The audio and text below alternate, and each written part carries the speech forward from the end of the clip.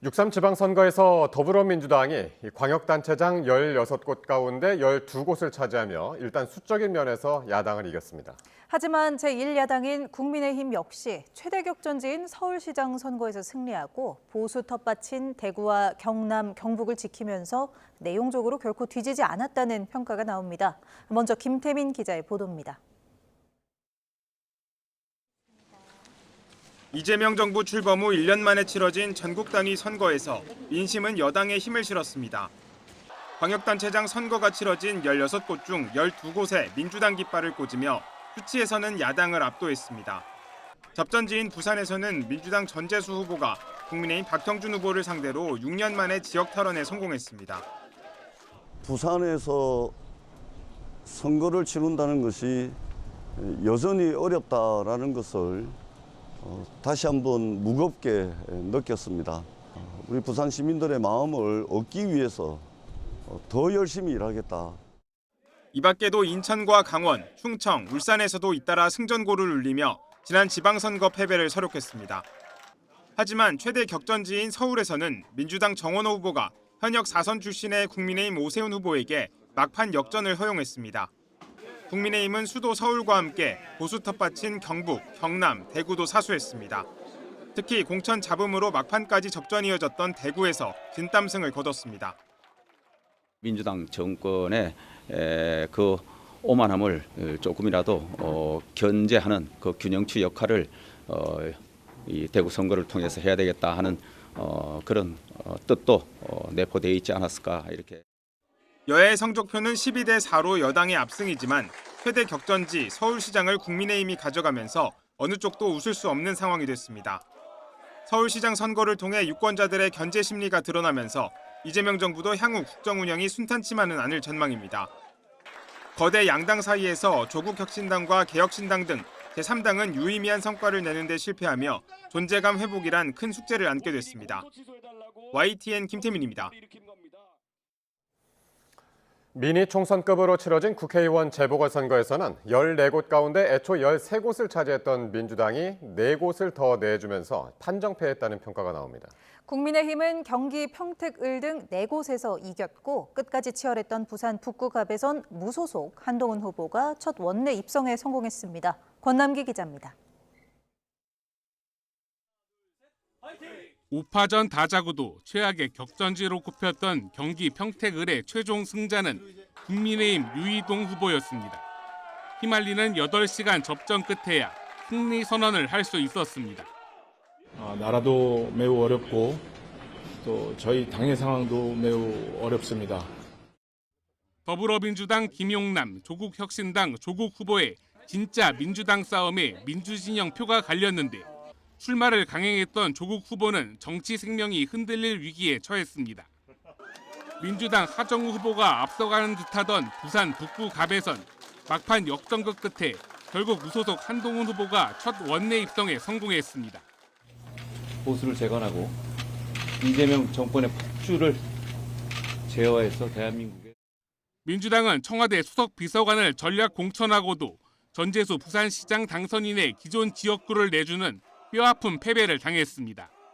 이제 4선 중진이 된 경기 하남시갑 이광재 후보와 차기 당권 도전이 유력한 인천 연수구갑의 송영길 후보는 다시 배지를 달았습니다. 최다선 의원이 될 것 같습니다. 그래서 많은 책임을 느끼고 있습니다. 대통령의 남자 인천 계양구을 김남준 후보, 각종 잡음에도 승리한 경기 안산시갑 김남국 후보까지 민주당 유력 인사들은 큰 접전 없이 국회에 입성했습니다. 다만 새벽까지 가는 접전 끝에 울산 남구갑과 충남 공주 부여 청양에서 국민의힘 김태규, 윤용군 후보가 후반 열세를 딛고 역전에 성공했습니다. 재보선 지역 14곳 중 애초 13곳을 차지했던 민주당은 4곳을 빼앗기며 9석으로 줄어들었고 국민의힘은 텃밭 대구 달성을 포함해 4곳으로 3석을 늘리게 됐습니다. YTN 권남기입니다. 이번 선거에서는 청와대 출신 참모들의 당락도 주목받았습니다. 대변인 출신 김남준, 전은수 후보가 국회의원 배지를 달았지만 집중 조명받았던 하정우 전 수석은 고배를 마셨습니다. 홍민기 기자입니다. 이재명 정부 출범 이후 청와대 출신 명함을 들고 선거에 출마한 후보는 모두 7명. 이 가운데 대통령의 입으로 불린 김남준 전 청와대 대변인은 대통령의 지역구까지 물려받아 자정전 일찌감치 당선 깃발을 꽂았습니다. 여러분들의 성원을 모아서 이재명 대통령 약속하셨던 그 공약들 잘 지켜내겠다. 강훈식 대통령 비서실장의 지역구 충남 아산을에 출마한 전운수 전 청와대 부대변인과 김남국 전 대통령실 디지털 소통비서관도 낙승을 거두며 국회 입성에 성공했습니다. 반면 이번 선거의 최대 격전지 부산 북구갑에 출마한 하정우 전 청와대 AI 수석은 끝까지 혈투를 벌였지만 고배를 마셨습니다. 개표 초중반 무소속 한동훈 후보를 7%포인트 가까이 따돌리기도 했으나 후반부에 한 후보에게 추격을 허용했습니다. 지자체장 선거에선 민주당 1호 공천 우상호 전 청와대 정무수석이 강원도지사를 탈환했고 손아정 전 청와대 행정관은 초대 인천 영종구청장에 당선됐습니다. 이재명 정부 집권 2년차를 맞아 여당과 지방정부로 이동에 성공한 청와대 출신 참모들의 역할에 더욱 무게가 실릴 거란 전망이 나옵니다. YTN 홍민기입니다.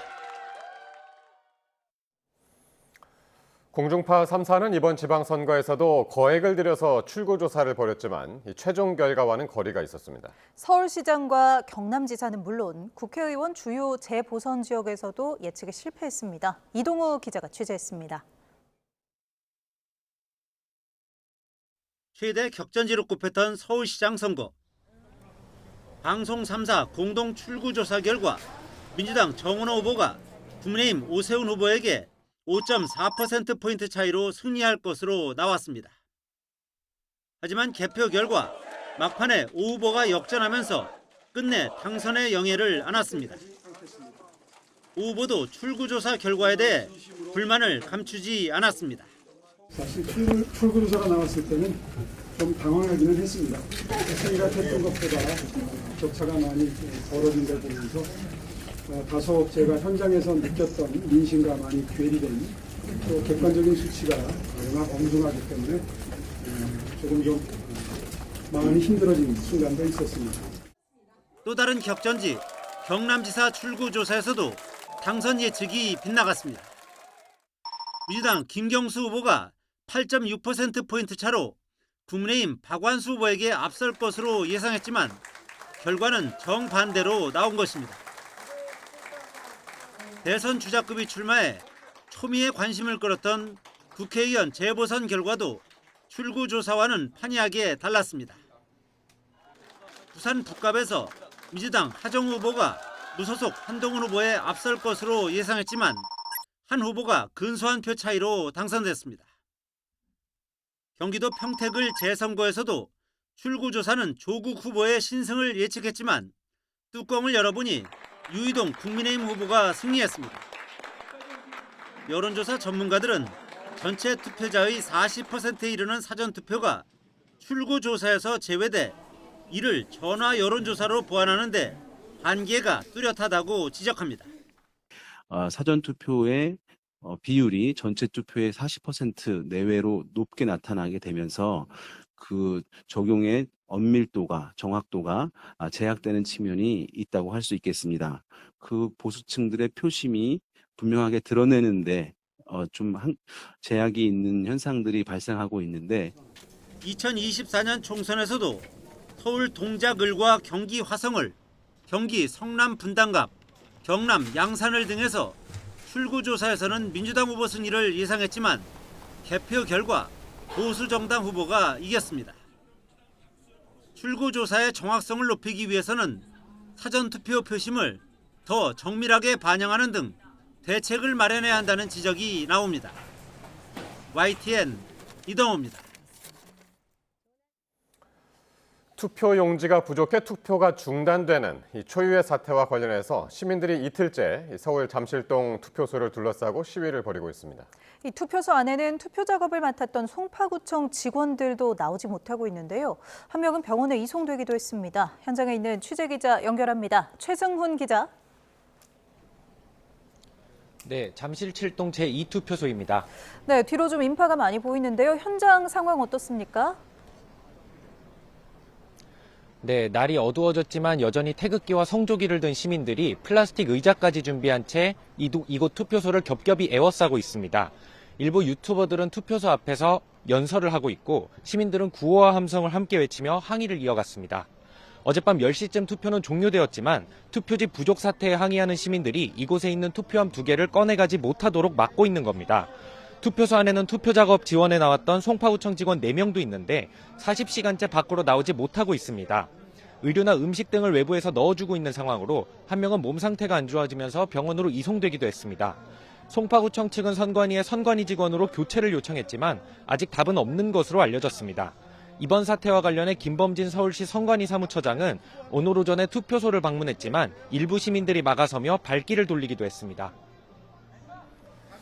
예. 그런데 이와 관련해서 이곳 관련 선거구의 당선인 결정도 지금 미뤄지고 있다면서요? 네, 그렇습니다. 앞서 서울시 선관위는 이곳 투표함을 열어야 해당 선거구의 당선인 결정이 가능하다고 밝혔는데요. 선관위는 대치 상황이 마무리되는 대로 투표함을 올림픽공원 핸드볼 경기장으로 옮겨 개표를 진행할 예정이라고 밝혔습니다.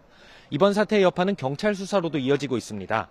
앞서 시민단체 서민민생대책위원회는 노태학 중앙선관위원장을 비롯한 선관위 관계자 6명을 직무유기와 직권남용 혐의로 서울경찰청에 고발했습니다. 또 시민단체 6곳도 오늘 선관위 관계자 13명에 대한 직무유기 혐의 고발장을 경찰청 국가수사본부에 접수했는데요. 경찰은 이번 사태와 관련한 선관위 관계자들에 대한 고발 사건을 배당하고 수사에 착수했습니다. 지금까지 서울 잠실 7동 제2투표소 앞에서 YTN 최승훈입니다. 경찰이 6.3 지방선거 당일 빚어진 이 투표지 부족 사태와 관련해 선관위 관계자들에 대한 고발 사건을 배당하고 수사에 착수했습니다. 서울경찰청은 오늘 노태학 중앙선관위원장 등 6명에 대한 직무유기와 직권남용 혐의 고발 사건을 광역범죄수사대에 배당했다고 밝혔습니다. 경찰은 조만간 고발인을 불러 조사하고 정해진 절차에 따라 엄정하게 수사를 이어갈 방침입니다. 네, 이렇게 지방선거 당일 발생한 초유의 투표용지 부족 사태와 관련해서 중앙선거관리위원회가 외부 전문가 중심의 진상규명위원회를 설치하기로 했습니다. 여야는 한 목소리로 부실한 선거 관리를 비판하며 철저한 진상규명과 책임자 문책을 요구했습니다. 보도에 오동건 기자입니다. 중앙선거관리위원회가 투표용지 부족 사태와 관련해 외부 전문가 중심의 진상규명위원회를 설치하겠다고 밝혔습니다. 선관위는 유권자들의 참정권 행사에 혼란과 불편을 드린 점에 대해 거듭 사과한다고 입장문을 냈습니다. 또 해당 투표소의 투표록을 분석하고 투표 관리관과 사무원 등을 상대로 당시 상황을 조사해 원인과 책임을 철저히 규명하겠다고 설명했습니다. 이후 확인된 문제점과 원인, 책임을 국민에게 소상히 공개하겠다고 강조했습니다. 하지만 정치권의 비판은 수그러들지 않았습니다. 더불어민주당은 이해도, 납득도 어려운 일이라며 선거 관리를 부실하게 한 책임을 엄중히 묻겠다고 비판했습니다. 흐지부지 끝나지 않을 거라고 경고하며 책임자 거취도 언급했습니다. 선관위의 이 부실한 선거 관리에 대해서는 반드시 책임을 물을 것입니다. 선관위 행정을 책임지고 있는 사무총장의 거취까지도 고민해야 되는 것이 아니냐. 국민의힘은 진상규명과 책임자 문책을 넘어 노태학 중앙선거관리위원장의 즉각 사퇴까지 요구했습니다. 이번 일을 민주주의를 지탱하는 투표제도의 근본을 훼손한 폭거로 규정했습니다. 또 투표지 부족과 투개표 동시 실시, 선관위의 직무유기를 3대 범죄로 규정하면서 국정조사를 제안했습니다. 긴급 국정조사를 진행할 것을 더불어민주당에 제안합니다. 이런 것이 바로 특검이 필요한 사안입니다. 거대 양당뿐 아니라 조국혁신당과 개혁신당, 진보당과 정의당 등도 잇따라 선관위의 부실한 선거 관리를 비판하며 진상규명과 책임자 문책, 재발 방지 대책 마련을 촉구했습니다. YTN 오동건입니다. 이재명 대통령은 이번 지방선거 결과와 관련해서 국민의 뜻을 겸허하게 받들어서 새로 선출된 지방정부와 적극 협력하겠다고 강조했습니다. 투표용지 부족 사태에 대해선 선관위를 강하게 질타하며 명확히 책임을 물어야 한다고 했습니다. 강진원 기자의 보도입니다. 본투표 당일까지 잇따라 투표 독려 메시지를 냈던 이재명 대통령이 지방선거 다음 날 공개석상에서 결과에 대한 소회를 밝혔습니다. 주권자인 국민의 뜻을 겸허히 받들겠다며 몸을 낮췄습니다. 지방선거에 담긴 우리 국민들의 뜻을 겸허하게 받들어 소속 정당 여부와 관계없이 새로 선출된 지방정부와 적극적으로 협력하겠습니다. 지방정부 수장의 소속 정당이 어디든 국민 삶의 진전과 대한민국의 발전을 위해 함께 노력하겠다는 뜻으로 풀이됩니다. 이 대통령은 이외에 더 구체적인 언급을 하진 않았는데 청와대 내부에선 선거 결과를 놓고 다소 아쉬워하는 분위기가 감지됩니다. 여당의 판정승으로 이재명 정부의 국정 동력을 유지하게 됐지만 이른바 명픽 정원호 서울시장 후보의 패배 등 견제 심리도 확인됐기 때문입니다. 이 대통령이 여야 모두를 동반자로 지칭하며 국민 통합을 위해 함께 힘을 모아달라고 부탁한 것 또한 이런 기류와 무관치 않아 보입니다. 선거 과정에서의 경쟁이 어떠했든 여야는 모두 주권자를 대리해서 국민의 삶을 지키고 국가의 더 나은 내일을 개척해야 될 동반자들입니다. 이 대통령은 선거 과정에서 불거진 일부 지역의 투표용지 부족 사태에 대해선 선관위를 강도 높게 비판했습니다. 국민의 신성한 참정권 행사와 관련해 납득하기 어려운 허점이 발생했다며 직격탄을 날렸습니다.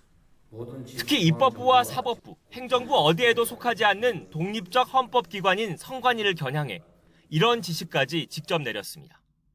행정부가 가진 권한과 책임을 모두 사용해서 문제 발생 이유를 명확하게 밝히고 또 책임질 것이 있다면 명확하게 책임을 물어야 되겠습니다. 청와대는 다만 이 대통령의 언급은 선관위에 대한 행정부의 직접 제재를 의미하는 게 아닌 선관위의 책임 있는 조치를 당부한 거라고 설명했습니다. YTN 강진원입니다.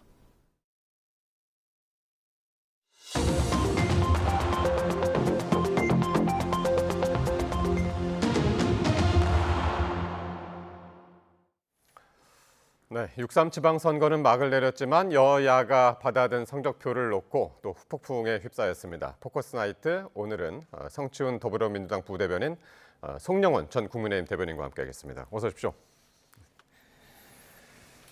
자, 이번 지방선거에서 민주당이 12대 4로 앞서면서 지방 권력 교체로 마무리가 됐습니다. 그런데 최대 승부처였던 서울은 국민의힘이 사수에 성공을 했습니다. 어디가 이긴 겁니까? 그러게 말입니다. 전체 스코어로 보면 뭐 전쟁에서는 민주당이 이긴 게 맞는 것 같은데 가장 큰 전투라고 할 수 있는 서울시장 선거를 졌고 그리고 작지만 좀 중요하다고 판단되는 재보궐선거에서 지면서 좀 내상이 컸던 것 같습니다. 네. 사실 저희 당 입장에서는 우리 당 입장에서는 일단 중원을 다 회복했고요. 충청 지역 3군데 광역단체장을 다 가져왔고 강원도도 이겼고 또 영남벨트에서 울산시장과 부산시장 선거까지 갖고 왔는데 예. 근데 뭔가 작년에 윤석열 전 대통령 탄핵 이후에 1년 만에 치러진 선거임에도 불구하고 더 크게 이길 수 있지 않았겠는가. 그리고 초반 분위기가 뭐 너무 좋았기 때문에 막판으로 갈수록 분위기가 좁혀지면서 이런 결과가 나오다 보니까 아무래도 이겼는데 뭔가 좀 이긴 것 같지 않은 좀 이상한 상황이 된 것 같습니다. 예, 이겼는데 이긴 것 같지 않다. 예. 여야 양쪽에 국민들께서 분명하게 메시지를 주신 선거죠. 그러니까 전체 스코어로 놓고 보면은 4년 전에 민주당 5대 국민의힘 12였던 것이 이번에는 반대로 12대 4가 됐기 때문에 국민의힘이 패배한 선거인 것은 맞습니다. 그런데 국민들께서 야당에는 처음부터 다시 시작해서 재건하라. 라고 하는 메시지를 주신 것으로 이해됩니다. 예. 그러면서 그 재건을 위한 최소한의 씨앗은 남겨주겠다라는 의미로 경북, 대구, 경남 그리고 서울의 광역단체장 자리를 허락하셨다고 생각이 되고 동시에 이재명 정부와 민주당에 대해서는 분명한 경종을 울려주셨죠. 그러니까 대통령의 권력 남용에 대해서는 분명한 경고장을 빼드신 것입니다. 그것이 바로 이재명 정부가 출범한 지 정확하게 만 1년이 되는 시점에 수도 서울에서 서울시장 선거를 민주당이 패배하는 것입니다. 이 부분은 결국에는 공소취소 특검법, 또 스타벅스 문제, 그다음에 황제 투표 이런 것과 같은 이재명 대통령의 연이은 권력 남용에 대해서 수도 서울 시민들께서 분명한 옐로 카드를 빼들었다 이렇게 평가할 수 있는 부분이라고 생각됩니다. 예. 자, 이렇게 두 분 말씀하신 것처럼 이번 지방선거 최대 하이라이트이자 치열한 격전지는 당연 이 서울시장 선거였습니다. 피말리는 초접전 끝에 오세훈 후보가 정원호 후보의 역전승을 거뒀는데요. 영상 보시겠습니다.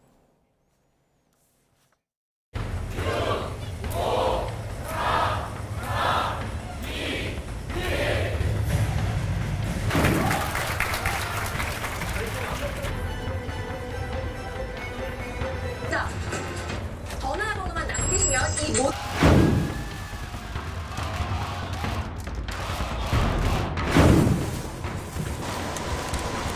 서울시장입니다. 국민의힘 오세훈 후보가 아침 7시를 넘어서면서 처음으로 역전을 하며 1위를 하고 있습니다. 대한민국이 한쪽으로 완전히 기울어지지 않도록 서울을 민주주의의 마지막 안전판으로 남겨주셨습니다. 이번 선거는 상식의 승리입니다. 고생들 많으셨습니다. 시민 여러분의 선택을 무겁고 겸허히 받들겠습니다. 제가 부족했습니다. 모든 것이 제 탓입니다.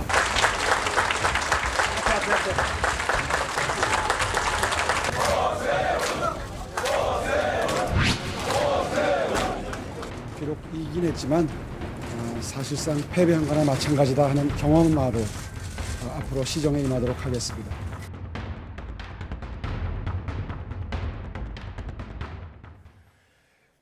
예, 우리가 언젠가 한번 경험을 했습니다. 잘 때 달랐고 아침에 일어나 보니까 완전히 이제 결과가 다른 그런 결과가 오늘도 나타났습니다.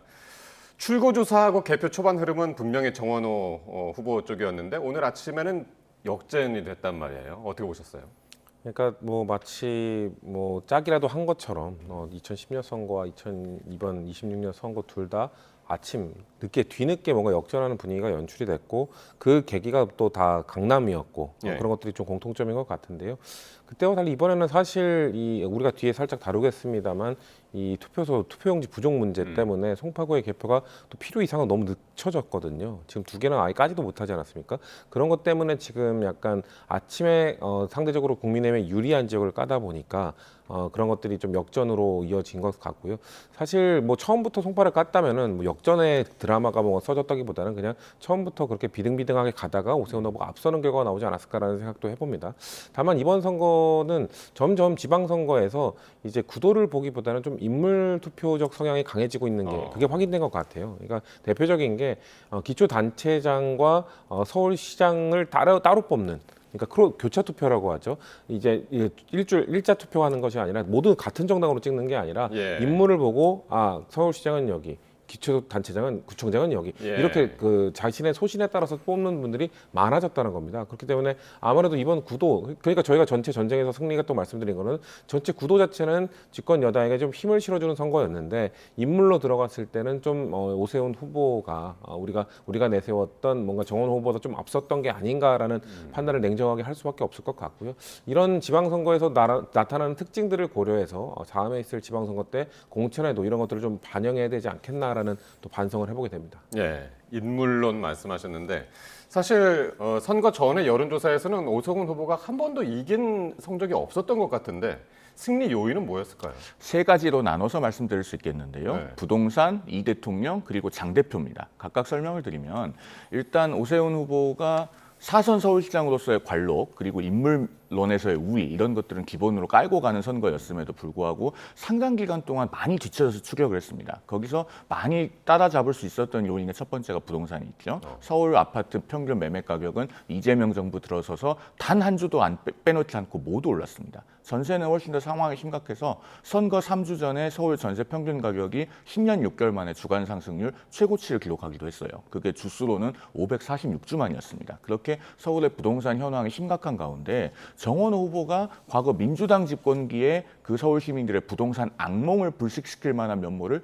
보여주지 못했습니다. 분명한 정책적 비전이라든가 혹은 본인이 어떤 부동산 문제를 해결할 수 있는 그런 인물론을 부각하는 데 매우 실패한 것이죠. 네. 그런데 그것만으로도 선거가 접전 양상으로까지 가기는 힘들었을 텐데 두 번째로 등장한 것이 이재명 대통령의 권력 남용입니다. 그러니까 공소 취소 특검법 문제, 그리고 스타벅스에 대한 정부 차원의 어떤 불매운동 시도, 그리고 황제 투표 논란, 선거 개입 논란 이런 것들이 겹쳐지면서 중도층의 견제 심리를 작동시켰죠. 그리고 전략적인 부분에서는 장동혁 대표와 철저하게 분리선거를 치른 것. 이것이 저는 주요했다고 봅니다. 지금 두 후보 간의 최종 격차가 1% 정도였는데 예. 만약에 서울에서 어느 정도 유권자의 비토 심리가 남아있는 장동혁 대표와의 연합선거운동이 이루어졌다면은 저는 오세훈 후보가 최종적으로 승리를 거머쥐기는 어려웠을 것으로 평가합니다. 예. 이 세 가지가 복합적으로 작용해서 극적인 역전승으로 귀결됐다. 이렇게 말씀드릴 수 있겠습니다. 예.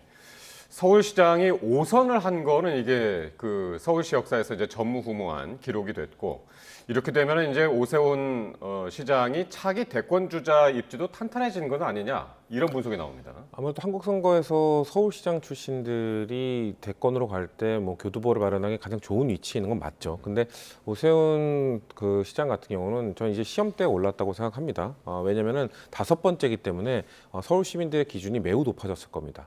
근데 선거 과정에서 사실 이미 5년을 하고 또 5번째 도전인데 그 이전에 띄엄띄엄 5년을 했기 때문이죠.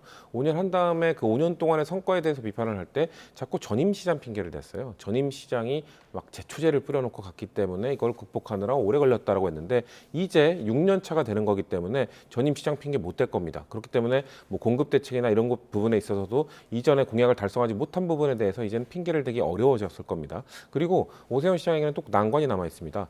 서울시의회를 이제 상대를 해야 되는데 서울시의원 118명 중 81명이 민주당입니다.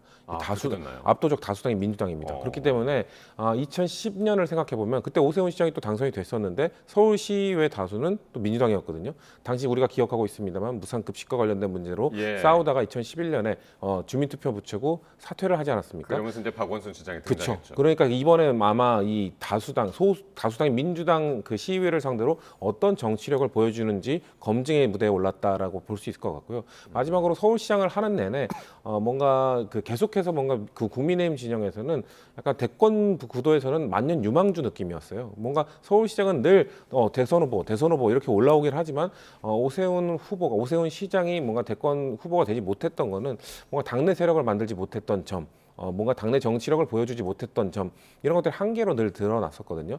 이번 5번째 임기 동안은 뭐 새로운 보수를 좀 과연 재건할 수 있을 것인가, 그리고 자신의 세력을 만들 수 있을 것인가 이런 것들이 오세훈 시장이 대권으로 갈 수 있느냐 아니냐에 좀 갈림결이 될 거라고 보고 있습니다. 앞으로 5번째 5선 시장으로서 어떤 일들을 해 나갈 것이냐 이게 중요하다고 했는데 그러면 반대로 이제 정원호 후보가 상당히 이제 유력한 후보이긴 했는데 결국에는 이제 떨어졌단 말이에요. 이 패인은 뭐예요? 한마디로 말씀드리면은 부자 몸조심하다가 가랑비에 옷 젖는 줄 몰랐던 것이죠. 그리고 여론조사에서의 일부 착시 현상도 저는 있었을 것으로 생각됩니다. 특히 전화 면접 조사에서는 12.3 비상계엄 이후에 약 1년 반 가까이 보수 진영 전체가 비난받는 그런 구도 속에서 솔직하게 야당의 지지를 응답하지 못한 응답자들도 저는 일부 있었을 걸로 봅니다. 그런 것들이 복합적으로 작용하면서 정원호 후보가 형세를 지나치게 낙관하고 방어적으로만 캠페인을 치르다가 마지막에 와서는 역전당한 것이 아닌가 싶어요. 그리고 한 가지 같이 짚어볼 것은 이번 선거에서 TV 토론을 기피한 후보들이 결국은 좋은 그 결과를 얻지 못했다는 겁니다. 대표적인 케이스가 정원호 후보죠. 그러니까 그 GTX 철근 문제에 대해서 오세훈 시장이 단일 주제만 가지고 토론하자라고 했을 때 안전을 정쟁화하지 않겠다면서 본인이 속한 캠프가 해왔던 기조와는 반대로 오히려 토론을 회피했어요. 그리고 부산 북갑의 하정우 후보 같은 경우도 방송사들이 주관해서 별도의 토론을 열고자 했는데 그런 부분들을 거부해서 성사되지 못했었습니다. 이렇게 토론을 잘 하고 못하고를 떠나서 기피한 후보들이 좋은 결과를 얻지 못했고 반대로 강원의 우상호 당선자라든가 또 부산의 전재수 당선자는 그 토론 과정에서 논란이 있었지만 어쨌든 여러 번의 토론을 했습니다. 그 결과 당선에 접근했다는 점에서 이번 선거에서 토론을 피하면은 결국은 좋은 결과 얻기 어렵다는 하나의 교훈으로 남게 되지 않을까 하는 생각도 해보게 됩니다. 축구 경기를 치자면 이제 수비에 치중하다가 막판에 이제 골을 허용했다는 그런 해석이셨습니다. 자, 이번 선거에서는 또 거물급 주자들의 희비도 엇갈렸습니다. 또 여야 내부 권력 구도에도 적지 않은 영향을 줄 것으로 보이는데요. 관련 발언 듣고 오겠습니다. 자, 지금 이제 들으려고 하는 이야기들이 이제 한동훈 북구갑 당선자, 조국 평택을 후보, 그리고 김관영 후보 이야기를 하려고 하는데, 자, 그 북구갑 이야기를 먼저 하자면. 근데 한동훈 후보가 이제 그 소감으로 이야기를 했죠. 복당의 여지를 이제 뒀단 말이에요. 이게 언제쯤 가능할까요? 그 오늘 저녁에 한 종합편성 채널 뉴스와의 인터뷰에서 서두르지 않겠다라고 하는 워딩을 사용한 것으로 알고 있습니다. 다만 제가 봤을 때 그 서두르지 않겠다는 의미는 뭔가 본인이 적극적이고 인위적으로 재촉하지 않겠다는 의미이지 그 복당이 하염없이 늘어져도 좋다든가 혹은 시기적으로 상당히 뒤로 가도 좋다든가 그런 의미는 아닐 것으로 보여요. 그러니까 정치적으로 자연스러운 과정에 의해서 복당하겠다는 의미로 해석하는 것이 맞지 않을까 하는 생각이 듭니다. 그것은 국민의힘 입장에서 지금 한동훈 전 대표에 대해서 조속히 복당시키는 것이 도움이 되기 때문에도 이걸 순리에 맞다고 말씀드릴 수 있을 것 같은데요. 결국 민심이 확인해주지 않았습니까? 장동혁 대표가 공천을 한 박민식 후보는 15.7%의 득표율에 그쳤고 한동훈 전 대표는 그 3배 가까운 43%를 득표를 했습니다. 그러면은 한동훈 전 대표가 왜 제명을 당했고 왜 무소속으로 부산 북구갑에 출마하게 되었는지를 유권자들이 다 아는 상태에서 저런 결과가 나온 것이죠. 그러면은 민심이 가리키는 방향은 사뭇 명확하다고 할 수 있습니다. 그러면 민심의 청구서, 민심의 고지서가 날아왔는데 계속 그걸 내지 않고 묵혀두면은 가산세만 붙는 거예요. 국민의힘은 이 정도 되면은 이제 보수가 단합하고 쇄신하고 재건하기 위한 길을 가야 됩니다. 아마 당내에서 그런 논의가 활발하게 일어날 것이고 결국에는 한동훈 전 대표가 제때가 되면은 복당하는 방향으로 전개되지 않을까 예상합니다. 예. 자, 이제 발언 녹취가 준비되어 있습니다. 한번 듣고 이야기 계속 이어가도록 하겠습니다.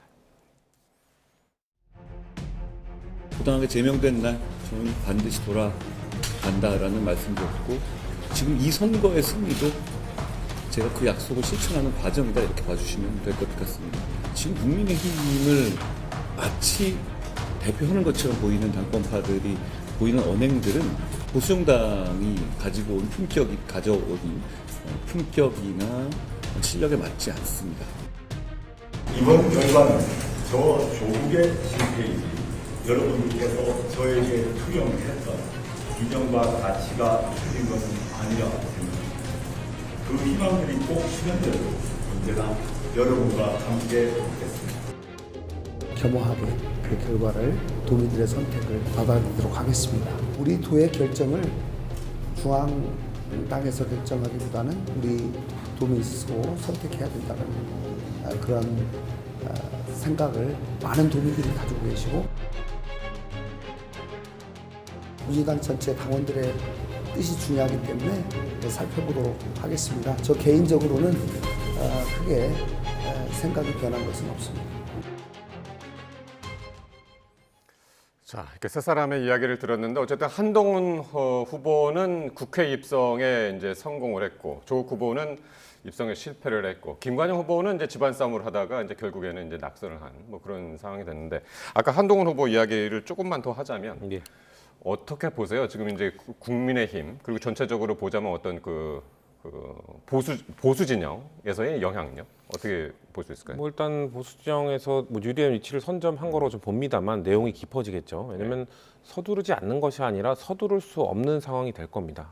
왜냐하면 장동혁 지도부가 보통의 지도부라면 상식적인 지도부라면 이 정도 선거 결과가 나왔으면 물러나는 게 맞거든요.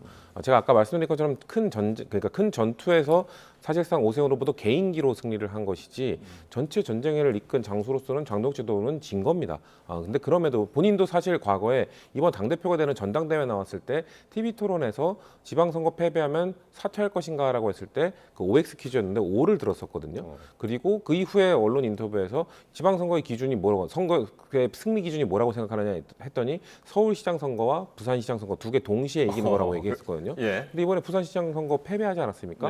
그럼 본인이 말했던 기준에 충족이 안 되는 거면 사퇴를 당장 했어야 됩니다. 근데 사퇴를 안 하고 있잖아요. 벌써 지금 뭐 친 장동혁 라고 볼 수 있는 뭔가 고성국 씨 이런 분들은 지금 뭐 85점, 90점을 줄 수 있는 훌륭한 지도부였다. 뭐 이렇게 평가를 하고 있거든요. 아마도 버티기에 들어갈 것이다. 사실 선거 때 아까 우리가 그 선거 과정에서는 앞서고 있는 사람이 수비적인 위치에 들어가면은 좀 불리하다는 판단을 내렸잖아요. 평가를 내렸는데 당권을 갖고 있는 사람은 버티는 전략을 쓸 수도 있습니다. 왜냐하면 당원들의 선택에 의해서 선출된 사람이기 때문에 이게 임기를 채우는 동안은 뭔가 끌어내리기가 쉽지가 않거든요. 그렇기 때문에 장동혁 대표가 고집을 부리면서 그냥 버틸 경우 아마 장동혁 지도부 체제 안에서는 한동훈 의원의 전 대표의 복당을 허용하지 않을 것이기 때문에 아마 그것과 관련된 당내 싸움이나 이런 것들을 좀 돌파해야 되는 한동훈 전 대표에게는 그 주어진 과제가 먼저 선결 과제일 거로 보고 있습니다. 장동혁 대표 임기가 내년 8월까지잖아요. 1년도 더 남은 상황인데 쉽게 안 물러갈 것 같다고 지금 말씀하셨는데 어떻게 보세요? 지금 당내에서 어떤 이야기까지 나오고 있냐면요. 조국 전 대표만도 못하다는 말씀을 하시는 분도 있어요. 오늘 조국 전 대표가 지방선거 결과에 대해서 책임을 지고 사퇴했지 않습니까? 그런데 그 당은 이름부터가 조국혁신당이에요. 그런데도 책임을 지고 어쨌든 물러났습니다. 나중에 언제 어떻게 복귀할지 모르겠지만. 그런데 4년 전에 12대 5였던 결과가 4대 11로 바뀌었는데 본인은 같은 유세 연단 위에 한 번도 못 올라본 오세훈 후보가 서울시장 수성에 성공했다는 이유로 그걸 가지고 버틸 수 있습니까? 저는 그런 부분들은 당원들의 보편적인 정서, 또 나아가서 국민들의 상식적인 이 지방선거 결과에 대한 평가와는 사뭇 거리가 있는 것이라는 생각이 들어요. 그런데 오늘 장동혁 대표가 SNS에서 우리는 희망의 불씨를 지켜냈습니다. 저에게 주어진 막중한 책임을 외면하지 않고 당원들과 함께 우리가 나아갈 새 길을 찾겠습니다라고 했다는 것이죠. 그러면은 사퇴를 거부하는 것인데 과연 그러면은 당 안팎에서 앞으로 분출될 가능성이 있는 그 지방선거 책임론으로부터 자유로울 수 있을지 한번 지켜봐야 될 것 같습니다. 예. 자, 그리고 이제 조국 후보 이야기인데 경기 평택을에서 3위로 낙선을 했습니다. 2위도 아니었고. 어쨌든 책임지고 대표직에서 물러나겠다라고는 했으나 또 이런 얘기도 했습니다. 성찰하고 담금질하면서 다음 준비를 하겠다. 이거는 이제 정계 은퇴 가능성에 대해서 이제 선을 긋는 듯한 말이 아니었나 싶기도 하고요. 그렇죠. 계속해서 정치를 하겠다는 의지는 당연히 남아 있을 거라고 생각을 하고요. 다만 저희 민주당과 같이 이제 진보 진영 안에서 조국 혁신당이 어떤 위치를 차지해야 될 것인가 이런 거에 대한 아마 비전에 대한 당내 토론을 아마 하지 않을까라는 생각이 듭니다. 일단 합당은 원래 몇 달 전만 하더라도 우리 당과의 합당 논의가 만약 이 지방선거 이후에 좀 빠르게 이루어질 수도 있다라는 예측들도 있었습니다만 저는 이거는 합당은 당분간은 어려워졌다라고 보고 있거든요. 왜냐하면 평택을 선거에서 우리 당 지지자들과 이 조국 혁신당 지지자들 사이에 이 감정의 골이 너무 깊어졌습니다. 이런 것들을 물론 정치권에서는 이런 감정의 골이 순식간에 메워지기도 하고 좀 메워지는 과정을 일단 합당한 이후에 좀 진행하기도 하고 이런 것들이 늘 왕왕 있어 왔긴 합니다만 이번 진보 진영 안에서의 이런 생채기를 내는 것들이 좀 가라앉을 때까지는 아무래도 조국 혁신의 독자 노선을 걸을 수밖에 없고요. 아마 조국 혁신당 의원들 12명 내부에서도 어떻게든 그래도 합당을 해야 된다와 독자 노선을 가야 된다라는 의견이 갈리고 있는 걸로 알고 있기 때문에 이런 것들에 대한 정리, 이런 것들이 좀 필요하지 않겠나라는 생각이 들고 아마도 8월에 있을 저희 당 민주당의 전당대회 결과에 따라서 전당대회에서 아마 조국 혁신당과의 합당 문제는 분명 토론이나 이럴 때 질문으로 들어올 거거든요. 그래서 그 후보들이 어떤 입장을 내는지, 그래서 그 어떤 입장을 낸 후보가 당선이 되는지 이런 것들도 좀 진보 진영 재편에 아주 큰 영향을 주지 않을까라고 보고 있습니다. 그러니까 여러분들 많이 기억하시겠지만 이제 올해 초에 이제 합당 얘기가 막 나오다가 쏙 들어간 게 그러면서 얘기한 게 선거 뒤에 이제 합당 얘기하겠다 이렇게 얘기를 해가지고 어떻게 전망하세요? 선거는 끝났는데. 이제는 지방선거 전과는 상황이 많이 달라졌죠. 선거 전에는 조국 혁신당이라고 하는 정당이 독자 노선을 걸었을 때 지방선거에 민주당이 얼마나 위협이 있을지에 대해서 생각이 여러 가지로 다를 수 있었습니다. 그런데 이미 결과가 나왔죠. 조국 혁신당은 전국에서 기초단체장 딱 2명 당선됐습니다. 그리고 조국 대표가 3위로 낙선하면서 정치적 치명상을 입었어요. 회사로 치면은 지금 조국 혁신당은 줄기세포 테마주인 회사가 줄기세포가 없는 걸로 확인되는 거나 다름이 없습니다. 정치적 상장 폐지 실질심사에 들어간 상태이기 때문에 민주당 입장에서는 이제는 조국 혁신당과의 합당은 자산을 얻는 것이 아니고 부채를 떠안는 것이 돼요. 쉽게 합당을 강행해야 될 이유가 없고 지금 합당을 한다고 하더라도 8월 전당대회 전에 완료가 되지 않기 때문에 정청래 대표로서도 어떤 조국 혁신당의 친문 계열 당원들을 흡수해서 본인의 전당대회 재선 도전에서의 득표력을 올리는 데 도움이 되지도 않습니다. 결국은 이 합당 논의는 상당 기간 공전될 것으로 보이고 물론 조국 혁신당에 속해 있는 비례대표 의원들은 하루라도 빨리 민주당에 들어가서 원외 지역위원장들을 몰아내고 어떤 특정 지역에서 다음 총선 도전을 시작하고자 하는 그런 마음들은 있을 것으로 생각이 됩니다만 그것이 쉽게 현실화되기는 어려울 것으로 봅니다. 자, 이제 민주당 내부로 들어가 보겠습니다. 전북지사 선거였는데요. 민주당 후보하고 무소속 김관영 후보가 맞붙었었는데 이원택 후보가 승리를 하면서 자, 이 결과는 곧 이제 정청래 대표의 연임 가도에 일단 한숨을 돌렸다. 이렇게 봐도 되겠습니까? 한숨은 돌렸죠. 근데 이미 8월 전당대회는 이제 시작되는 것이 아니라 이미 시작된 분도 있고 어제 시작한 분도 있고 몇 달 전에 시작한 분도 있습니다. 예를 들면 저희 그 민주당의 전당대회에서는 당원의 30% 이상이 호남 당원이거든요. 호남의 민심이 어떤가가 상당히 중요한데 그래서 말씀하신 것처럼 전북도지사 선거에서 정말 김관영 무소속 후보가 당선될 경우 엄청난 타격일 것이다라는 얘기를 했기 때문에 그래서 한숨 돌린 거 아니냐는 말씀을 하신 거잖아요.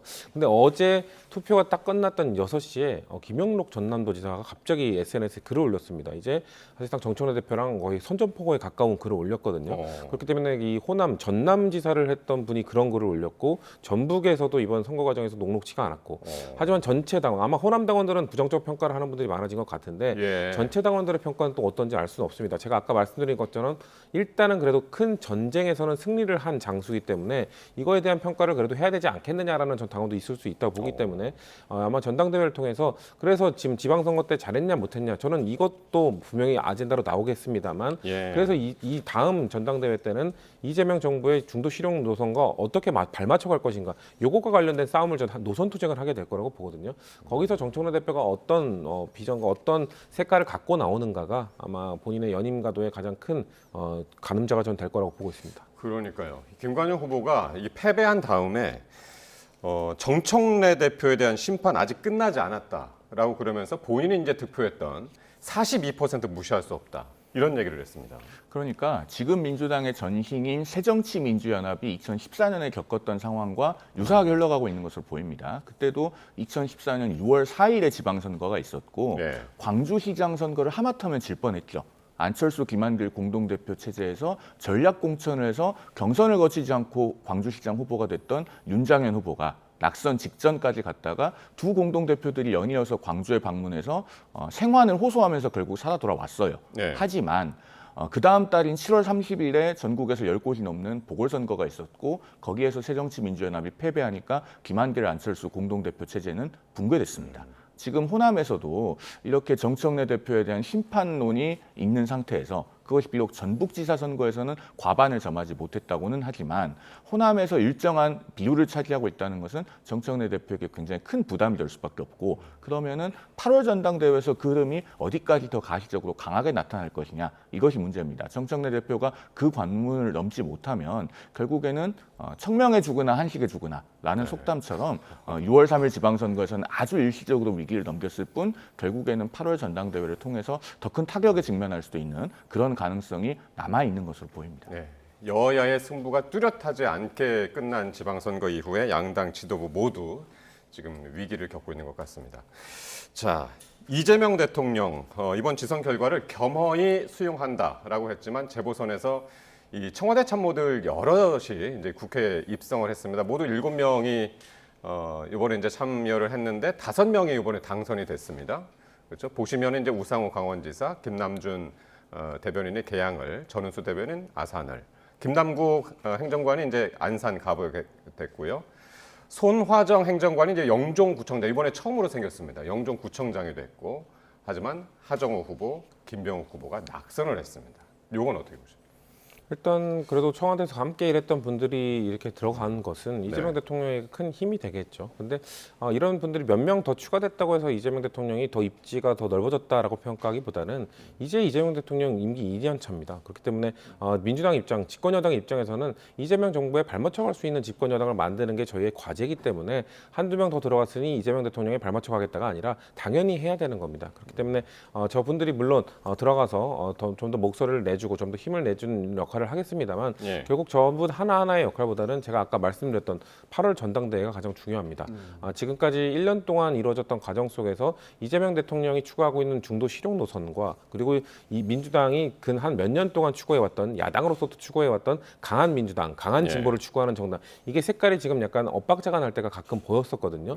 이것과 관련돼서 저분들이 아마 저는 이재명 대통령의 중도 실용 노선과 당이 발맞춰가야 된다는 주장을 하겠습니다만 결국 8월 전당대회는 나오는 주자들 중에서 그 주장을 하는 사람이 당선이 되는 것이 이재명 대통령의 국정 운영과 집권 여당의 이 방향이 맞는 것이기 때문에 거기에 더 저는 더 포인트가 있다고 보고 있습니다. 그러니까요. 지금 지방선거 끝나고 8월 민주당 전당대회가 이제 관심인데 이런 가운데 김민석 총리가 조만간 사의를 표한다는 얘기가 이제 나오잖아요. 그래서 이제 이 청와대 참모들의 국회 입성도 상당히 이제 눈에 띄는 건데 어떻게 보세요? 일단 여당 내부적인 사정을 보면은 8월 전당대회 레이스는 지방선거가 끝나기도 전에 이미 신호탄이 울렸죠. 그런 것들이 이제 김민석 총리가 SNS에 특정한 글에 좋아요를 누른 것, 그다음에 송영길 전 민주당 대표가 본인의 당선이 확정되기도 전에 당 지도부에 대해서 비판적인 메시지를 공개적으로 밝혔던 것, 이런 것들은 로부터 방증된다고 보여집니다. 그러면은 아마 이른바 명청대전이라고 하는 것은 이제 지방선거가 끝났기 때문에 본격적으로 더 격화될 것으로 보이고 청와대 참모 출신들이 원내에 입성했으니까 그들이 아마 정청래 대표의 반대편에서 지도부를 바꾸기 위한 그런 작업들에 더 동참할 가능성도 엿보인다고 평할 수 있을 것 같아요. 그런데 이번 보궐선거 결과는 또 지방선거 결과는 한편으로 다른 점도 눈여겨볼 점이 있습니다. 뭐냐면은 청와대 참모 출신들이 다 입성에 성공한 것이 아니고 이른바 명픽이라고 하는 후보들이 낙선한 사례들이 있죠. 대표적으로 하정우 AI 수석, 그다음에 성남시장에 도전했던 김병욱 전 정무비서관, 예. 그리고 넓게는 정원호 서울시장 후보도 대표적인 명픽 중에 한 명이었습니다. 이들이 누구를 상대했습니까? 한동훈 전 국민의힘 대표, 오세훈 서울시장, 그리고 신상진 성남시장, 이렇게 장동혁 당권파로부터 핍박받았거나 그들과는 매우 거리를 유지한 후보들과 맞대결했어요. 그리고 그런 분들과 맞대결한 청와대 참모나 명픽들은 전부 낙선했습니다. 그러면은 보수가 어느 지점에서부터 재건을 시작해야 이재명 정부를 견제하고 또 다음 총선에서 좋은 결과를 얻을 수 있는가, 이것에 대한 분명한 시사점을 제공해주는 선거 결과이기도 하다 하는 생각도 아울러 해보게 됩니다. 예. 여야의 승패도 상당히 중요했지만 이번 지방선거에서 가장 이슈가 됐던 것 중에 하나가 바로 투표지 부족 사태 이거였습니다. 아직까지도 투표함이 이송이 안 된 지역도 있는 초유의 상황까지 이제 벌어졌는데 요건 어떻게 마무리가 돼야 될까요? 여야 모두 지금 비판을 하고 있습니다. 그렇죠. 저는 일단 이 문제를 수습하고 진상 규명도 여긴 여야의 이견이 없는 걸로 보여집니다. 아마 진상 규명을 위해 여야가 손을 맞대고 머리를 맞대고 아마 노력을 할 걸로 보여지고요. 더 문제는 앞으로 중앙선관위를 대체 어떻게 운영할 것인가에 대한 거에 초점을 맞춰야 될 것 같아요. 지금까지 중앙선관위가 이 독립성이 매우 중요한 기구죠. 그렇기 때문에 그 독립성을 앞세워서 정부나 이 국회로부터 입김에서 자유롭기 위해서 뭔가 너무 수많은 노력을 해왔고, 근데 그 과정 속에서 드러나는 문제점들을 뭔가 스스로 개선하지 못하는, 이제는 국민들이 중앙선관위에 대한 신뢰는 뭐 진보 보수 할 것 없이 거의 바닥을 치고 있다고 보거든요. 저는 거의 뭐 해체에 가까운 그냥 해체를 시키고 다시 만들어야 될 정도의 개혁을 해야 된다. 그렇지 않고서는 중앙선관위가 국민들의 신뢰를 다시 찾기는 어려울 것이다. 안 그래도 지금 보수진영 일부에서는 계속해서 부정선거론 얘기를 하면서 중앙선관위를 그 중심에 두고 이야기를 했었거든요. 그거는 치부한다 하더라도 이제는 부실선거와 관련돼서 이 정도 사태까지 저지른 이 중앙선관위를 과연 놔둬도 되는가, 개선을 과연 할 수 있는가, 이것도 지금 진보진영 지지자들 조차 이제 안 믿고 있거든요. 그렇기 때문에 아마 이 사태를 해결한 이후에 아마 국회 행안이나 이런 데서 아니면 국회 전체적으로 중앙선거를 대체 어떻게 뜯어고칠 것인지에 대한 진지한 논의가 이어질 걸로 저는 생각하고 있습니다. 예. 서울시장 선거 결과가 이번 지금과 반대로 나왔으면 어떻게 됐을까 싶기도 한데 어쨌든 국민의힘에서는 지금 국정조사, 특검 얘기까지 지금 하고 있어요. 할 수 있는 모든 수단을 다 동원해서 선관위를 바로잡아야죠. 이 정도로까지 전대미문의 선거 부실이 일어난 것은 한마디로 선관위가 감시받지 않는 권력이었기 때문에 그런 겁니다. 어느 정도로 감시도 받지 않고 견제도 받지 않아 왔냐면 2022년 대선 때 그 코로나 국면에서 있었던 소쿠리 투표 사건 있지 않습니까? 그때 그 사태에 책임을 지고 노정희 선관위원장이 사임을 하긴 했습니다만 그 선거 관리에 있어서 핵심이 되는 보직 중에 하나가 선관위의 선거정책실장입니다. 당시 선거정책실장은 정직 3개월만 받고 그 다음에 충북 선관위 1급 상당의 상임위원으로 다시 보임됩니다. 그 정도로 하고 넘어갔기 때문에 이런 사태가 또 발생하는 거예요. 여당에서는 선관위 사무총장을 문책해야 된다는 이야기도 하던데 사무총장 수준에 그쳐서는 안 되고 선관위는 사무총장 아래 사무차장이 있고 그 아래에 앞서 말씀드린 선거정책실장이 있고 그 아래에 선거 1국과 선거 2국이 있고 선거 1국 휘하에 선거관리과장이 있습니다. 저는 이 선거관리과장까지는 전부 다 옷을 벗어야 될 정도로 심각한 사안이라고 생각합니다. 정치권에서 선관위원장이나 선관위 사무총장에게만 책임을 묻으려고 하지 말고 일단 단기적으로 할 수 있는 일에 관해서는 정말 정확한 인적 책임을 묻도록 하는 작업에도 소홀함이 없어야겠다는 말씀을 드립니다. 예. 일단은 경찰이 지금 수사에 착수했으니까요. 그 결과부터 먼저 지켜보도록 하겠습니다. 지금까지 성치훈 더불어민주당 부대변인, 송영훈 전 국민의힘 대변인과 함께했습니다. 두 분 고맙습니다.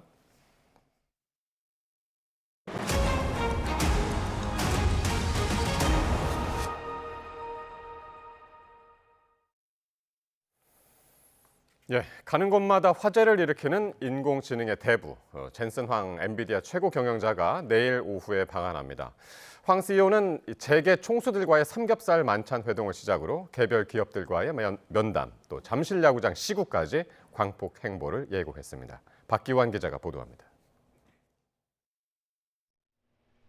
시가총액 세계 1위 엔비디아의 창업자 젠슨 황 CEO가 내일 오후 1시쯤 한국을 찾습니다. 타이베이에서 열린 엔비디아 행사 일정 등으로 예정보다 하루 늦게 전세기를 타고 김포공항에 도착합니다.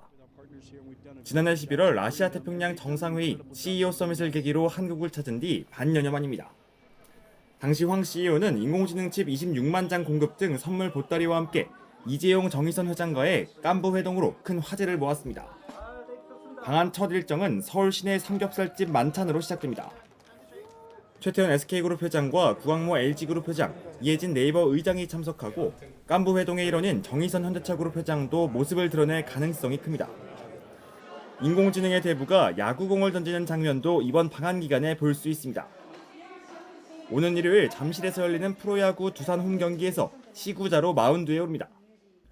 야구에 각별한 애정을 가진 것으로 알려진 황 CEO는 엔비디아 창립 연도를 의미하는 등번호 93번을 달고 박정원 두산그룹 회장은 두산의 창립 연도 1896년을 뜻하는 등번호 96번을 달고 시타자로 나섭니다.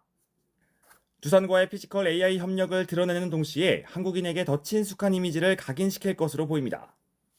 한국의 제조 역량과 AI 기술에 놀라움을 표했던 황 CEO는 주요 기업들과의 만남도 이어갑니다. 오는 7일 김택진 NC소프트 대표와 개별 면담을 비롯해 크래프톤 등 게임업계와 협력 기반을 다지고 8일에는 국가대표 AI 후보군인 업스테이지를 포함해 국내 우수 로봇 AI 스타트업과 만날 예정입니다. 또 경기 성남시 네이버 본사 사옥을 찾아 개별 만남도 이어갑니다. 새로운 시대를 연 인공지능과 로보틱스, AI 데이터 센터 분야에서 세계적 기술을 가진 한국 기업들과의 협력 기반을 더 공고히 할 것으로 풀이됩니다. 황 CEO가 직접 요청했던 한국 학생들과의 소통의 자리로 서울대 AI 연구원과 로보틱스 연구소 방문 일정도 검토되고 있습니다. YTN 박견입니다. 환율이 금융위기 이후 17년 만에 1,530원대로 출발한 뒤 야간 거래에서 1,540원을 돌파하며 고공행진을 이어갔습니다. 한국은행과 정부가 잇따라 개입 가능성을 내비쳤지만 오름세를 막기에는 역부족이었습니다. 구윤철 부총리는 과도한 쏠림에는 즉시 필요한 조치를 취하겠다고 밝혔습니다. 김세호 기자의 보도입니다. 원달러 환율이 1,530원대로 출발했습니다. 1,530원을 넘겨 거래를 시작한 것은 금융위기였던 2009년 3월 10일 이후 17년 3개월 만입니다. 이후 주간 거래 종가 기준으로 13.3원 오른 1,529.7원이었는데 두 달여 만에 가장 높은 수준입니다. 또 이어진 야간 거래에서는 1,540원대를 돌파했습니다. 연일 우리 증시에서 외국인의 조 단위에 이르는 순매도와 미국과 이란 간 긴장 고조, 그리고 미 무역 대표부가 우리나라의 12.5%의 관세 부과 방침을 밝힌 것 등이 요인으로 꼽힙니다.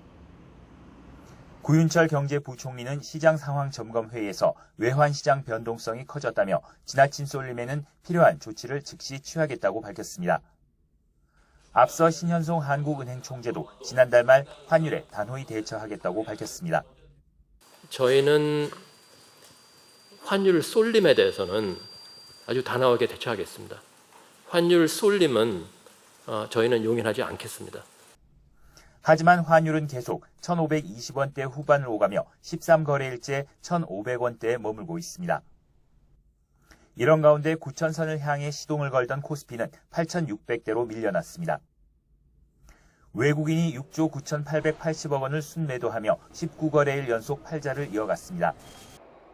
이 기간 순매도액은 66조 8,050억 원에 이릅니다. 기간으로는 6년여 만에 최장 기록이며 순매도액으로는 역대 두 번째로 많습니다. YTN 김세호입니다. 미국 무역대표부 USTR이 우리나라를 상대로 12.5%의 추가 관세 부과를 예고한 것과 관련해 정부는 조만간 USTR 측과 협의에 나서기로 했습니다. 산업통상부는 금명간 여한구 통상교섭본부장이 제이미슨 그리엇 USTR 대표를 접촉해 이번 발표와 관련된 사안을 논의할 예정이라고 밝혔습니다. 산업부는 우리 정부는 USTR의 강제노동 생산제품 수입 금지 조사 개시 이후 관계부처, 주요 단체 등과 긴밀히 협의해 왔다며 이를 통해 무역법 301조 조치는 부적절하고 불필요하다는 입장을 담은 서면 의견서를 제출하는 한편 양자 협의 등을 통해 USTR과 긴밀히 소통하면서 대응해왔다고 소개했습니다. 경찰과 고용노동부가 사상자 7명이 발생한 한화 에어로스페이스 대전 사업장 등 3곳에 대해 압수수색을 진행했습니다. 회사 측은 이틀 동안 전국 9개 사업장 운영을 전면 중단하고 재발 방지 대책을 세우기로 했습니다. 오승훈 기자입니다. 고용노동부 차량 세대가 연이어 회사 정문으로 들어옵니다. 보안요원에게 신분증을 보여준 뒤 폭발 사고 현장으로 진입합니다. 경찰과 고용노동부가 5명이 숨지고 2명이 다친 한화 에어로스페이스 대전 사업장에 대한 강제 수사에 나선 겁니다. 지금 압수수색 들어가시는 건가요? 오늘 어떤 자료 확보 예정이신가요? 압수수색 들어가시나요? 압수수색에는 경찰과 근로감독관 등 54명이 투입됐고 대전 사업장뿐 아니라 연구개발 캠퍼스와 서울 본사 등 3곳이 대상에 포함됐습니다. 사고 지점으로 지목된 추진제 세척공실 도면과 생산 공정, 안전보건관리 자료 등을 확보하는 데 주력했습니다.